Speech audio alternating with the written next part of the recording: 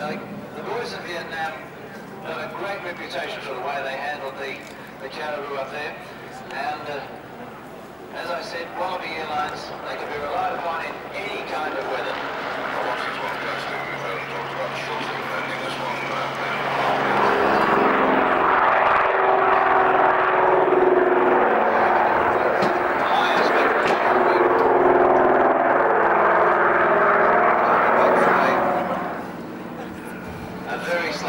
You can see the differential ailerons there that allow the ailerons to act as a kind of flap as well.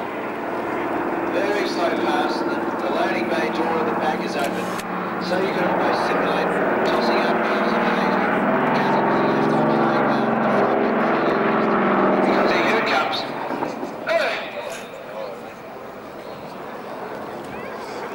That is not the usual attitude at that height.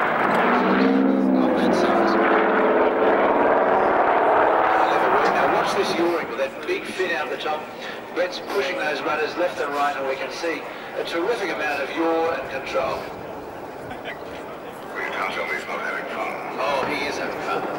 It's a great way to have fun without finding one.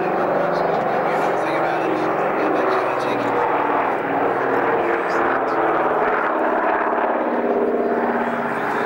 The unusual thing about the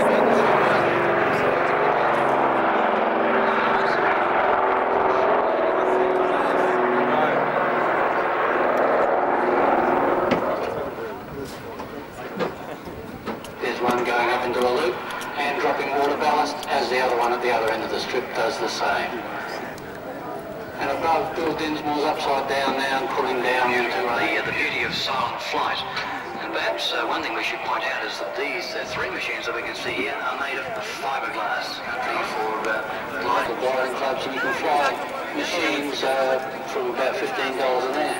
That's very cheap flying. It is very cheap flying, and if you get enough hours up, DOA will give you, or CAA as they're called now, will give you quite large dispensations on your power flying.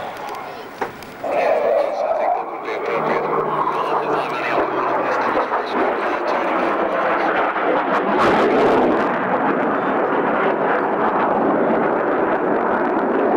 The business of dogfighting has moved a stage ahead.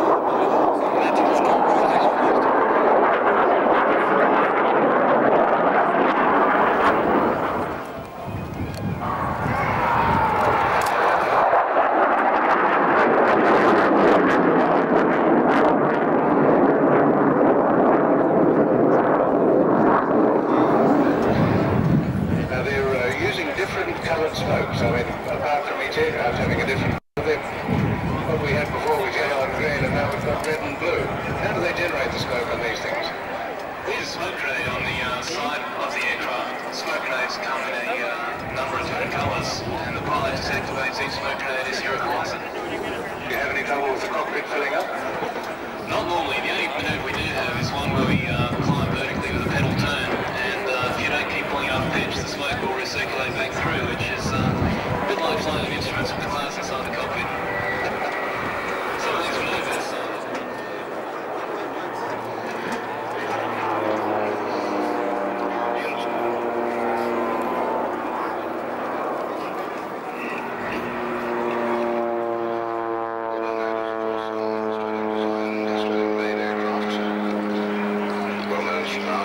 Southeast Asia, and we've been joined by Lieutenant Greg Lawler to tell us about the Nomad and the pilotus porter in the control.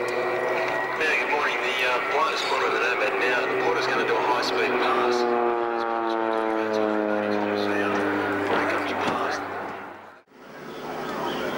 Helicopter from the Soviet Union. This is the KA-32, the Camel 30, brought to this country, of course, in the belly of the biggest airplane in the world.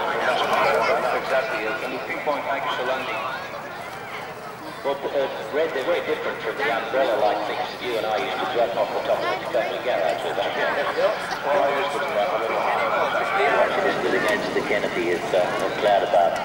Exactly, and the winds are pretty mild up there right now. As you can see, because of the smoke, it's not going there, it's not going anywhere, you're right there. It's a very nice exercise, very nice, very graceful,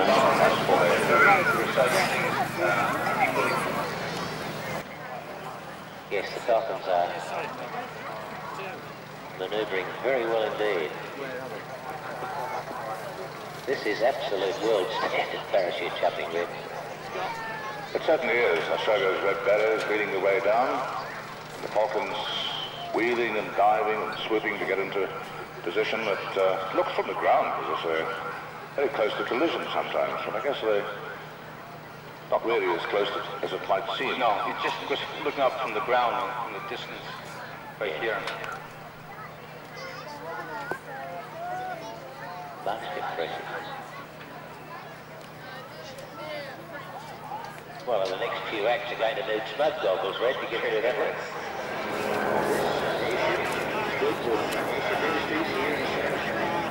It's coming back into its own for various